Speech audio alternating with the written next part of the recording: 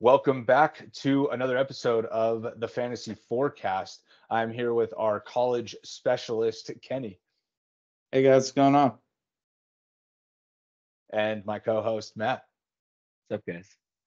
All right. And if you're enjoying the content and you want to drop a like down at the bottom or you want to subscribe over here, feel free. So, without further ado, let's get into number 5 running back for the 2024 NFL Draft. Yeah, guys, this was kind of a really tough one. There's a lot of great running backs out there in the field over this last couple of years in college football, and especially over this last 2023 year. But the guy I had was Jaylen Wright out of Tennessee, out of the SEC. 137 carries, 1,000 yards. Would have loved to see a couple more touchdowns, but the way in which Tennessee's offense operated this year, it is a little bit more understandable. But what I saw from him in short bursts and during those games was tremendous. And Jaylen Wright, I think, could be a household name in the next 2 to 3 years if he's able to fall into the right system. The thing that I love about this guy is that, from his standpoint, with the limited carries, you see the guy have a higher average yard per carry than all of the people that I previously talked about, numbers 1 through 4. And the fact that he was able to do it in Tennessee's offense, which is, as we know, with Josh Heupel, very pass heavy, very pass forward. He was still able to The go out there and quarterback can achieve. throw it 150 yards. So, Exactly, right? Joe Milton can throw it. Yeah, sorry. Right, but we did see his play. Over the last year, we still saw a high amount of productivity out of the backfield in the passing game. Four touchdowns on his part.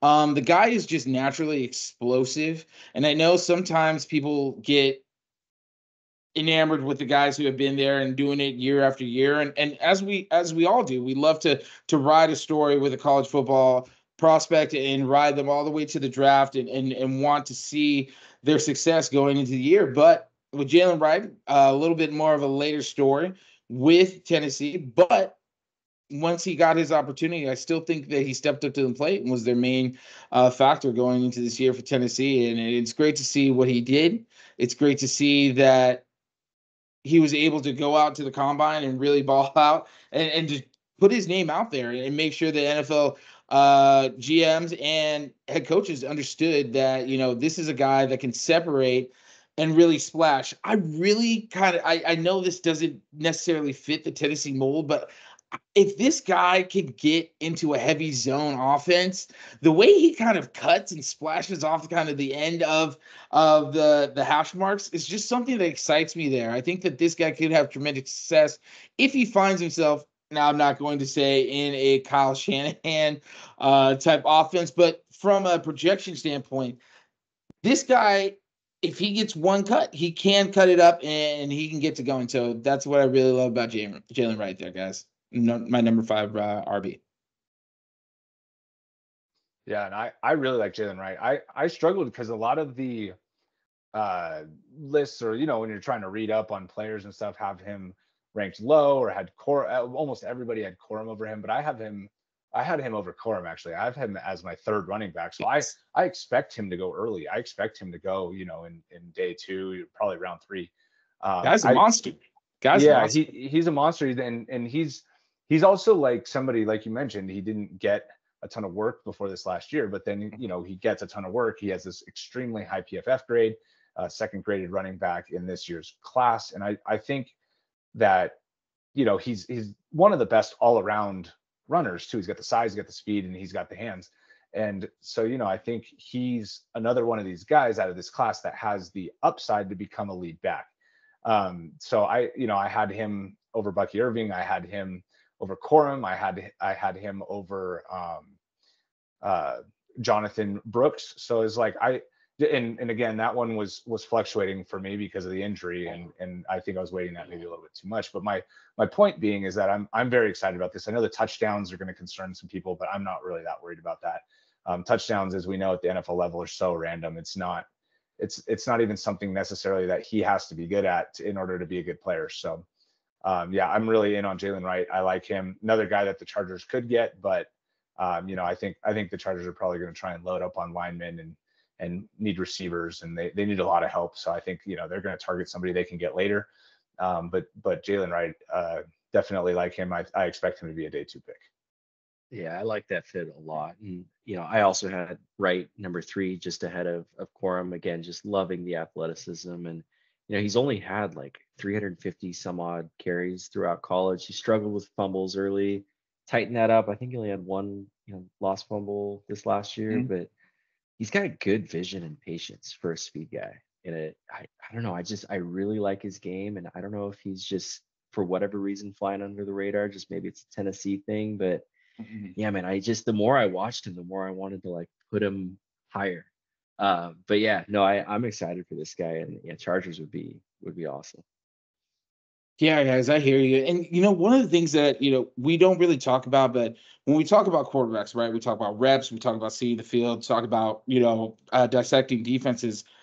I think that kind of goes undervalued in some of the running backs that you see a lot out there. So when you see Blake Corum with heavy carries, right? It's like, okay, well, he's got a lot of mileage on him, but sometimes that vision is necessary.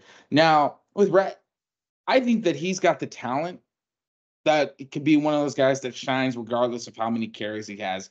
And when we look at the teams that are out there, for me, I know that Cincinnati and or Cleveland could be in the ballpark for a running back. Just what Joe Mixon moving on, what happened with sorry, forget the name. What Nick happened? Chubb. Sorry, what happened with Chubb? Right, tremendously gruesome injury. We have no idea how he's going to fall back from that. But I wish him the best. But I feel like he could fit in one of those systems and really get out there. And they do have somewhat pretty solid offensive lines where a type of guy that has enough athleticism and pop could really shine. Oh man, the Bengals sounds like such a good fit. Ding, Dude. ding, Right. ding. It's another team and another player where it's like I feel like if that ends up happening, it's like boom, we're already having a top 40 top 20 running back discussion with him. And I think as we hear more, I think that would be a guy that would get into camp and all of a sudden everybody would be all over him. Like, who is this guy? Where'd he come from? What's the deal? So I like that. I like that one specifically. Yeah. So I know that with the Browns too, he could be play Kareem Hunt role and fill in at the beginning of the year, because I know Chubb might not necessarily be fully back all the way at the beginning of the year. So that could be a good fit too. But I think in terms of fantasy, if we're talking about a landing spot, the Bengals are like, oh man, that'd be Feels excellent. like a sweet spot, right? Yeah. Oh, that'd be excellent for fantasy. All right. And all right. And with that, that is our top 5 list. We will be adding an honorable mention to this series. And we look forward to talking to you guys in the next one. Don't forget to like and subscribe if you're still here, and hope you're enjoying the content. Thank you guys. Thanks guys.